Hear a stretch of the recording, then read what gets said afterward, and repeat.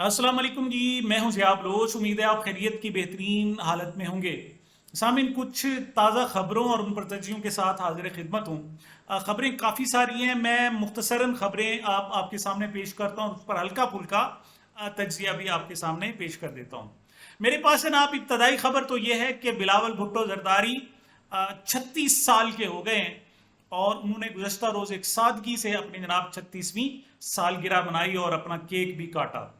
अच्छा, यहाँ पर सबसे पहले तो मुझे याद आ गया, जब बिलावल पैदा हुए थे, मैं उस वक्त 8th क्लास का स्टूडेंट था और मुझे अच्छी तरह याद है। उन दिनों सूरत हाल ये थी कि उस वक्त ज़ियाउल हक साहब ने इलेक्शन जनाब अनाउंस कर रखे थे और इलेक्शन जो अनाउंस किए गए थे इस अंदाज में किए गए थे कि जिन दिनों इलेक्शन थे उन्हीं दिनों मोहतरमा बेनज़ीर भुट्टो साहिबा की डिलीवरी थी और बिलावल भुट्टो ने पैदा होना था। तो ये भी एक सावधानी उस आमिर की बदनीयत ही थी कि मोहतरमा बेनज़ीर भुट्टो साहिबा जो वो इलेक्शन कंपेन है वो ना कर सके और जनाब वो इलेक्शन जीत ना सके। ये ऐसे ही है जैसे इन्होंने हरबा इस्तेमाल किया रिसेंटली, वो आमिर था, ये भी आमिर है, सावजेर उन्हीं की बाकियात हैं। तो इन्होंने जैसे हरबा इस्तेमाल किया जनाब के तमाम क़यादत को जेल में बंद कर दो, उन्हें इलेक्शन कंपेन करने ही ना दो ताकि जनाब वो जीत ना सके। तो यही सूरत हाल जनाब उन्होंने इख्तियार की। लेकिन मोहतरमा बेनज़ीर भुट्टो साहिबा भी माशाल्लाह पाकिस्तान के बड़े सियासतदानों में से जनाब चूंकि एक हैं, तो उन्होंने जब अनाउंस हो गए ना जी तो कमाल किया। उन्होंने अपनी डिलीवरी 2 महीने पहले ही करा ली और जनाब सिजेरियन से। यानी ये बिलावल भुट्टो साहब अपनी पैदाइश से कबल, यानी जो प्री मैच्योर डिलीवरी होती है उस तरह, और फिर ये इनक्यूबेटर में काफ़ी अर्सा रहे और भारत अल्लाह ताला ने जनाब इनकी और लंबी उम्र करे, हमारी दुआ है। देखें, आप किसी से इख्तलाफ करते हैं, किसी का जनाब किसी के साथ आप मुआफ़क़त होती है, लेकिन आप वो एक पाकिस्तान के बड़े सियासतदान की जनाब औलाद हैं मोहतरमा बेनज़ीर भुट्टो की, और 2 मरतबा के सदर आसिफ जरदारी साहब के मुबारक वो साहबजादे हैं। तो पाकिस्तान पीपल्स पार्टी के चेयरमैन की हमारी दुआएं, अल्लाह ताला उन्हें लंबी जो है ना ज़िंदगी दे। लेकिन एक मशवरा मैं देना चाहूँगा कि बिलावल साहब 36 साल बड़ी उम्र होती है, लोग 20 से 25 सालों में शादी कर लेते हैं। आप 36 साल के हो गए, आपने जिद लगाई हुई है कि नहीं, मैं वजीर आजम बनूंगा तो बतौर वजीर आजम ही शादी करूंगा। और हमारे जो जराए हैं अब फिर वो कह रहे हैं कि अगरचे शहबाज शरीफ साहब वजीर आजम बन गए, लेकिन इनको उम्मीद है कि जनाब ये मिड टर्म में वो जनाब अलहदा हो जाएंगे या उनके खिलाफ हालात कुछ इस किस्म के होंगे कि उनको इस्तीफा देना पड़ेगा और बिलावल भुट्टो साहब वजीर आजम बन जाएंगे और उस दौर में जनाब वो फिर बतौर वजीर आजम वो शादी करेंगे। और उनकी जिद भी यही है कि मैंने बतौर वजीर आजम बन के शादी करना है। तो अल्लाह करे जनाब चले, जो सादर है, जो हालत शहबाज शरीफ मुल्क की कर रहे हैं, आपने मुल्क की हालत तो वही करनी है जनाब। वो जिस तरह सत्यानाश कर रहे हैं, मुल्क का सत्यानाश आपने भी वैसे करना है। लेकिन चूंकि आपकी जिद है और पाकिस्तान जनाब एक खिलौना है, जो चाहता है उसे खेल लेता है, और उसको खिलौना देने वाले भी ऐसे हैं, वो भी नई नई प्रैक्टिस करा रहे हैं। मिसाल इसी बिलावल भुट्टो साहब से बतौर वजीर खारजा जनाब इस मुल्क को पेश करके उनसे वजारत खारजा की प्रैक्टिस कराई गई कि जनाब चलें जी प्रैक्टिस कर लें। अब इसी तरीके से मरियम नवाज साहिबा जो नवाज शरीफ साहब की साहबजादी हैं, उन्हें डायरेक्ट चीफ मिनिस्टर, हालांकि वो 892 वोटों से हार चुकी हैं, लेकिन उनको डायरेक्ट जनाब चीफ मिनिस्टर पंजाब पाकिस्तान का जो सबसे बड़ा सूबा है 58% जनाब आबादी वाला, वो जनाब उनके हवाले करके उनसे प्रैक्टिस कराई जा रही है। तो बात यह है कि जनाब शीशे दे गरबी लोहारा दे हक है, मतलब लोहारों के हाथ में जनाब दे दिया है। अब अल्लाह ताला से हम खैर ही मांग सकते हैं। और ये जो दावे किए जा रहे हैं कि जनाब उनके वजीर आजम बनने के चांसेस और उनकी शादी के भी बड़े चांसेस हैं, जो पीपल्स पार्टी के हल्कों की तरफ से दावा किया जा रहा है, तो हम दुआ ही कर सकते हैं कि अल्लाह ताला चले उनकी कबूल करे। खबरें बहुत ज्यादा हैं जनाब, मैं अब जरा और मुख्तसर तजिया कर देता हूँ। डॉक्टर जाकिर नायक साहब जनाब पाकिस्तान आ रहे हैं। नादिर साहब पाकिस्तान के यूट्यूबर हैं और उन्होंने जाकर मलेशिया में गुज़श्ता दिनों, आज से 4 दिन पहले जनाब उनका इंटरव्यू किया और पॉडकास्ट, और वो पॉडकास्ट अब जनाब मिलियंस में पाकिस्तान में देखी जा रही है। जब मैं आपसे बात कर रहा हूँ तो तकरीबन 3.5 मिलियन के करीब या शायद उससे भी ज़्यादा उसके व्यूज़ आ चुके थे और ये मुसलसल तेज़ी के साथ जनाब ये मामला चल रहा था। डॉक्टर जाकिर नाइक सिर्फ जनाब पाकिस्तान में नहीं बल्कि पूरी दुनिया में जनाब मशहूर हैं, और उनकी एक खसूसियत ये है कि ये जो नया दौर है ना जी, ये कहा जाता है कि हिजरत का दौर नहीं है, लेकिन انہوں نے انڈیا سے ملائیشیا ہجرت کر کے حضور اکرم صلی اللہ علیہ وسلم کی جناب وہ جو سنت ہے وہ جناب تازہ کی ہے.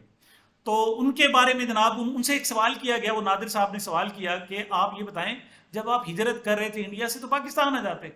تو ان کا کہنا تھا کہ نہیں, میں نے سوچا, میں مکہ میں تھا, میرے خلاف جب یہ سازشیں شروع ہوئی, مجھ پر جناب دہشت گردی کے مقدمات اور پتہ نہیں کیا کیا کر دیا, تو پھر وہ مکہ سے انڈیا نہیں آئے بلکہ سیدھے وہاں چلے گئے, ملائیشیا چلے گئے اور وہاں سیٹلڈ ہوئے. اس کے بعد بارہا انڈین حکومت نے ملائیشیا سے کہا دی یہ دنیا کا سب سے بڑا دہشت گرد ہے, ہمارے ملک سے بھاگا ہوا ہے, ہمارے حوالے کرو. لیکن ملائیشین حکومت نے ذاکر نائک کو ان کے حوالے نہیں کیا. ویسے ایک بات میں کہوں جو ذاکر صاحب نے نہیں کہی, یہ وہ ملائیشیا کے لوگ ہیں, وہ عزت دار غیرت مند لوگ ہیں, اور یہ پاکستانی حکمران ہوتے نا, اور خدا نخواستہ اگر یہاں آئے ہوتے تو انہوں نے واپس انڈیا کے حوالے کر دینا تھا. انہوں نے تو جو ہمارے سفیر تھے افغانستان کے ملا عبدالسلام ضعیف, ان کو بیچ ڈالا تھا. تو ذاکر نائک کو بیچنا کوئی بڑا مشکل تھوڑی تھا, یہ بیچا جا سکتا تھا. اچھا کیا انہوں نے فیصلہ نہیں کیا. لیکن انہوں نے جو توجیہ بتائی, ان کا کہنا یہ تھا کہ اگر میں پاکستان آ جاتا تو مجھے انٹر کنیکٹ کر دیا جاتا کہ میں آئی ایس آئی کا کوئی ایجنٹ ہوں یا ان کے ساتھ مل کر, تو میرا جو ادارہ ہے وہ انڈیا میں وہ بیان ہو جاتا, اور میں جس انداز میں کام کر رہا ہوں وہ جناب نہ ہو سکتا. لیکن اب چونکہ میں فل مائگریٹ کر چکا ہوں اور اب میں نے ملائیشیا میں رہنا ہے, اپنی زندگی گزارنی ہے, تو اب میرے پاس ٹائم ہے کہ میں پاکستان کا وزٹ کروں. وہ کہتے ہیں 1981 میں وہ آئے, اس وقت جب تک وہ تبلیغ کا کام نہیں کیا کرتے تھے. اس کے بعد جناب اب آئیں گے ان کے صاحبزادے شیخ فاروق ذاکر نائک, وہ بھی ان کے ساتھ ہوں گے. اور یہ اکتوبر 2024 میں جناب یہ فیصلہ کیا گیا ہے کہ ان کا ایک تاریخی جناب وزٹ ہوگا ان کی, اور وہ اسلام آباد میں, لاہور میں اور کراچی میں عام طور پر جناب اب تک کا جناب ارادہ ہے بڑے اجتماعات ہوں گے. آپ کو پتہ ہے ذاکر نائک کے جو اجتماعات ہیں ملینز میں ہوتے ہیں, یعنی 1 لاکھ 2 لاکھ 3 لاکھ تو اس کے روٹین میں ہوتے تھے نا جی, تو ملینز کے بھی ہیں, 10 لاکھ لوگوں کا بھی ان کے اجتماعات ہیں, اور بڑے سکون پن سائلنس سے جناب ان کا خطاب. تو اب جناب یہی سوچا جا رہا ہے کہ ان کا جناب 3 شہروں میں ان کے جلسے کروائے جائیں گے, اور یہ باقی ملینز کے ہو سکتے ہیں. پاکستان میں ان کو بڑی محبت سے ان کو چونکہ یاد کیا جاتا ہے, مسلک سے ہٹ کر, وہ اہل حدیث مسلک سے ہیں, اور اس سے ہٹ کر ان کا احترام ہر سطح پر کیا جاتا ہے, کیونکہ وہ جناب پاکستان کا دفاع کرتے ہیں, اور پاکستان جو اسلام کا جناب جا کے آگے دفاع کرتے ہیں, اور سب سے بڑے مطلب کمپیریٹو ریلیجن جو ہے اس کے وہ بڑے مبلغ ہیں اور بڑے جناب زبردست قسم کے اسکالر ہیں. تو امید ہے کہ جناب یہ اچھا ہوگا, اس حوالے سے انشاءاللہ آپ کو اپڈیٹ بھی کرتے رہیں گے. اچھا جی, وزیر اعظم صاحب امریکہ پہنچ گئے, اور شیڈول ان کا یہ ہے کہ وہ امریکہ جانے سے پہلے لندن پہنچے اور 3 دن وہاں قیام کریں گے, 2 فل ڈیز اور 1 جناب آدھا یا پونا دن ہوگا وہ, پھر اس کے بعد آگے جائیں گے. مجھے سمجھ نہیں آ رہی, پاکستان کی بری حالت ہے, یہاں کے وہ وزیر اعظم ہیں, اور آگے جناب جو ان کا استقبال کیا گیا, استقبال کرنے کوئی نہیں آیا لندن میں, ٹھیک ہے, جو سرکاری ہوتے ہیں, تو وہ ایئرپورٹ سے سیدھے اپنے گھر چلے گئے, اپنی رہائش گاہ, اپنے جناب وہ جو فیلڈز ہیں, ایمن فیلڈز میں جناب ان کے گھر ہیں ان میں, اور شہباز شریف صاحب کو تو اس کے علاوہ بھی جناب گھر ہے, اور سلمان جہاں جناب رہتا ہے, تو وہ اپنے گھر چلے گئے جناب, ان کا آفس بھی وہاں علیحدہ ہے. تو مجھے کہ پاکستان کی یہ بری حالت ہے, اور وہ جا کے اپنے گھر میں اپنے کاروبار کو دیکھنے گئے ہیں, انہیں پاکستان کی کوئی مطلب ٹھیک ہے, اچھی بات ہے جناب, اب کیا کیا جا سکتا ہے, اصل میں ان کا گھر ہی وہی ہے, ایک مرتبہ پھر انہوں نے ثابت کیا ہے. تو وہاں 3 دن تو رہیں گے, ورنہ 3 دن ایک پاکستانی وزیر اعظم کا لندن میں کیا کوئی مقصد ہی نہیں ہے, 3 دن بیٹھا رہے جناب, کسی سے ملاقات نہیں, کچھ نہیں ہے, لیکن 3 دن اس نے رہنا, پھر اس کے بعد اس نے جناب آگے امریکہ جانا ہے. لیکن چونکہ حقیقی ان کا گھر وہی ہے, تو اس پر بھی ہم جناب اعتراض بالکل نہیں کر سکتے. اچھا جی, اسی طریقے سے بشرا بی بی کے بارے میں جناب میرے پاس خبر ہے کہ انہوں نے لاہور ہائی کورٹ سے رجوع کیا ہے, نہ وہ سپریم کورٹ سے نہ اسلام آباد سے کر سکتی ہیں, لاہور ہی ہائی کورٹ بن جاتا ہے. انہوں نے وہاں کہا جی کہ بتائیں مجھ پر کتنے مقدمات بنانے ہیں, کہ میں ایک مقدمے میں میری ضمانت ہوتی ہے, نئے مقدمات میں شامل کر لیا جاتا ہے. میں کہتا ہوں کہ یہ جو پاکستان کی خواتین پر ظلم کیا ہے نا ان حکومت نے اور ان طاقتوروں نے, یہ یقین کریں قیامت تک ان کا پیچھا نہیں چھوڑے گا, اور یہ ان سے پوچھ گچھ ہوتی رہے گی. بہرحال لاہور ہائی کورٹ دیکھتے ہیں کہ کیا جناب اس حوالے سے فیصلہ صادر کرتا ہے, کہ ان کو کسی نئے مقدمے گرفتار کرنے سے منع کرتا ہے, یا پھر ایک کے بعد دوسرا مقدمہ جیسے چل رہا ہے وہ ایسے ہوتا رہے گا. حافظ نعیم صاحب کے خلاف بھی جناب آخر کار مقدمہ درج ہو گیا صاحبال میں. ایک طرف جناب لاہور میں پی ٹی آئی کا جلسہ تھا, دوسری طرف ساہیوال میں ایک جلسہ تھا جماعت اسلامی کا، اور اب جناب اس پر ایف آئی آر درج کر لی گئی ہے، حافظ نعیم سمیت 80 افراد ہیں جماعت اسلامی کے، کہ آپ نے جناب جو ساہیوال میں جلسہ کیا، وہاں عبد القیوم ہسپتال میں جو مریض تھے ان کو آنے جانے میں جناب دقت ہوئی، اور دوسرا آپ ان پر دھمکیوں کا مقدمہ بھی ہے جناب۔ آپ نے کہا کہ یہ جو مہنگائی کے خلاف ہم احتجاج کر رہے ہیں یہ احتجاج نہیں ہے بلکہ ایک جنگ ہے، تو گویا آپ نے جناب ہماری حکومت سے جنگ کرنے کا اعلان کیا، تو دہشت گردی کا ہی مقدمہ ہوگا۔ تو بات یہ ہے، میں حافظ نعیم صاحب سے ایک بات کہوں گا جماعت اسلامی سے، کہ دیکھیں آپ اب تک بھاگ رہے ہیں، آپ کہتے ہیں جناب کیوں عمران خان جیل میں ہے، اور آپ کہتے ہیں نہیں ہم اپوزیشن میں تو ہیں، آپ کے ساتھ نہیں بیٹھیں گے، بار بار مطلب آپ، اور انہوں نے بھی آپ کو آپ کے حال پر چھوڑ دیا۔ مولانا فضل الرحمان تو عمران خان کی جماعت پاکستان تحریک انصاف کے ساتھ بیٹھنے کے لیے تیار ہو گئے، لیکن جو آپ نیچرل الائی تھے اور مشکل وقت ہے عمران خان پر، اس وقت بھاگ رہے ہیں، حالانکہ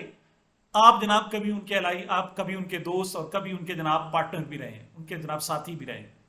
تو افسوس ہے،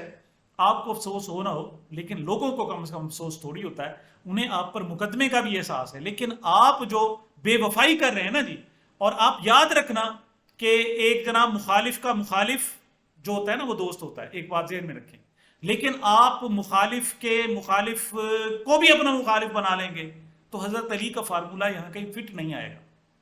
تو آپ اس پر ذرا غور کریں، ہم اگر عرض کریں گے تو شکایت ہوگی۔ ایک اور چھوٹی سی خبر ہے جناب، فہیم خان کو اشتہاری قرار دیا گیا کراچی میں، تو پیپلز پارٹی بھی پیچھے نہیں ہے جناب اس فیشزم میں، جہاں زور لگتا ہے لگا لیتے ہیں، جہاں ڈنک مارنا ہوتا ہے مار دیتے ہیں۔ اب ان پر جناب تھانے پر حملے کا مقدمہ ہے،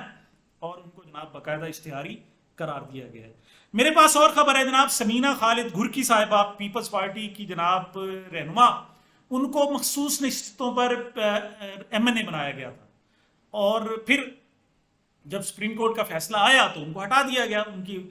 منسوخ کر دی گئی۔ اب نئی خبر ہے جناب کہ ان کو پھر دوبارہ رکنیت دے دی گئی ہے، اور پیپلز پارٹی والے بھی کیا یاد رکھیں گے جناب، یہ بالکل کہ ایک آمر کے ساتھ، ایک لا قانونیت کے ساتھ کھڑے تھے، اور جو قانونیت کی جنگ اور جمہوریت کی جنگ اور انسانی حقوق کی جنگ لڑ رہا تھا وہ جیل میں تھا، اور اس کی مخالفت ہم کرتے رہے تھے۔ یہ وہ داغ ہے جو پیپلز پارٹی سے کبھی دھل نہیں۔ دیکھیں نون لیگ کو کیا الزام دینا، ہمارا جو الزام بنتا ہے وہ پیپلز پارٹی جماعت اسلامی پہ بنتا ہے، ٹھیک ہے جی۔ اسی طریقے سے جب اب بات ہوتی ہے جناب ہماری نیشنل سطح کی سیاست کی، اور وہاں جناب جب ہمیں پتہ چلتا ہے کہ شہباز شریف یہ کام کر رہا ہے، لیکن ساتھ پتہ چلتا ہے کہ نہیں قاضی فائز عیسیٰ اور ساتھ سکندر سلطان راجہ صاحب چیف الیکشن کمیشنر بھی کر رہے ہیں، تو ہمیں شہباز پہ غصہ نہیں، اس کا تو کام ہی یہی ہے۔ اصل بات یہ ہے کہ جو لبادہ اوڑے ہوئے ہیں، کوئی قانون کا، کوئی جناب الیکشن کمیشن کا، کوئی جمہوریت کا، کوئی جناب سچ بات کا، اور وہ جب آ کر سچ بات کا ساتھ نہیں دیتے بلکہ اس کے خلاف چلتے ہیں، تو تکلیف جو ہوتی ہے وہاں شروع ہوتی ہے جناب۔ میرے پاس خبر ہے، پاکستان بار کونسل نے جناب قاضی فائز عیسیٰ صاحب پر تنقید کی، اور انہوں نے یہ جو آرڈیننس جاری کیا گیا ہے اس پر کہا ہے کہ یہ آرڈیننس کسی طور پر بھی درست نہیں ہے، اور پاکستان بار کونسل بھی اگرچہ جناب وہ یعنی حکومتی فنڈ بڑی چیز ہوتی ہے جناب، یہ کم نہیں ہوتے، یہ بڑے بڑے منہ بند کرا دیتی ہے، لیکن جب اس طرح کی جناب فاشزم ہو رہا ہو، اس طرح قانون کی دھجیاں اڑائی جاتی ہیں، تو پھر بھی ریکارڈ درست کرنے کے لیے بہرحال کوئی نہ کوئی بیان تو دینا پڑتا ہے۔ دوسری بات یہ کہ 6 بندے ان میں ایسے ہیں پاکستان بار کونسل میں جو ایگزیکٹو عہدوں پر ہیں کہ وہ جناب جمہوریت کے ساتھ کھڑے ہیں، انسانی حقوق کے ساتھ کھڑے ہیں، پاکستان کے آئین کے ساتھ کھڑے ہیں، تو ان کا پریشر بھی ہوتا ہے، جس کی وجہ سے پاکستان بار کونسل کو اس قسم کا جناب بیان دینا پڑ جاتا ہے۔ بہرحال بیان ہے، اس کو ہم خوش آمدید کہیں گے۔ آخری جو خبر ہے وہ سردار سلیم حیدر صاحب کی ہے جناب، یہ گورنر پنجاب ہیں پیپلز پارٹی کے، لیکن انہوں نے جناب تنقید کی ہے وزیر اعظم پر، اور اتنی سخت تنقید کی ہے کہ مجھے جناب آپ تک خبر بنا کر آپ کو پہنچانی پڑی ہے۔ لفظ میں جناب بڑے محتاط انداز استعمال کرنا چاہوں گا۔ انہوں نے تنقید کی ہے کہ وزیر اعظم کون ہوتا ہے، میں اس کا خلاصہ بتاتا ہوں۔ وزیر اعظم کون ہوتا ہے جناب کہ وہ ججوں میں سے کسی کو چیف جسٹس مقرر کرے یا کسی کو جج مقرر کرے، اور میرٹ پہ چلنے دو، تمہیں کیا ضرورت ہے۔ اور دوسرا انہوں نے کہا کہ ہسٹری یہی بتاتی ہے کہ جب بھی سیاستدانوں نے اس قسم کی حرکتیں کی ہیں ان کو جوتے پڑے ہیں، مطلب اب وزیر اعظم صاحب بھی اس قسم کے جو کام کر رہے ہیں تو ان کو جوتے پڑیں گے، مطلب اس کا یہی ہے۔ لیکن میں پھر آپ کو پڑھ کے سنا دیتا ہوں تاکہ کوئی غلط فہمی نہ رہے. یہ میں نہ کہوں کہ جناب وزیر اعظم کو جوتے، یہ گورنر سردار سلیم حیدر صاحب کہہ رہے ہیں. یہ خبر ہے جناب کہ کوہوٹا یونیورسٹی میں عالمی لا کانفرنس سے خطاب کرتے ہوئے گورنر پنجاب سردار سلیم حیدر خان نے کہا کہ جب ہم اپوزیشن میں ہوتے ہیں تو میرٹ سیکھتے ہیں، جبکہ جب عہدہ ملتا ہے تو اسے ہی میرٹ سمجھتے ہیں، اور جو ہم کرنا چاہتے ہیں وہی کرتے ہیں. انہوں نے وزیر اعظم کو تنقید کا نشانہ بناتے ہوئے کہا کہ وزیر اعظم کا کام نہیں کہ 4-5 ججز میں سے کسی ایک کا انتخاب کر کے کسی کو چیف جسٹس بنائیں. تاریخ گواہ ہے کہ جب ایسا ہوا تو اس سے سیاستدانوں کو جوتے ہی پڑے ہیں جناب. یہ پھر میں نہیں کہہ رہا کہ وزیر اعظم صاحب جو حرکتیں کر رہے ہیں اس سے جوتے پڑتے ہیں. یہ ہسٹری ہماری بتاتی ہے. یہ گورنر صاحب کہہ رہے ہیں کہ اگر وزیر اعظم صاحب نے یہی حرکتیں جاری کی تو انہیں عوام سے جوتے پڑیں گے. سامعین، یہ میری اب تک کی گزارشات تھی. مجھے اپنے چینل کو اپنی محبتوں اور دعاؤں میں یاد رکھیے گا. ملتے ہیں چھوٹے سے وقفے کے بعد.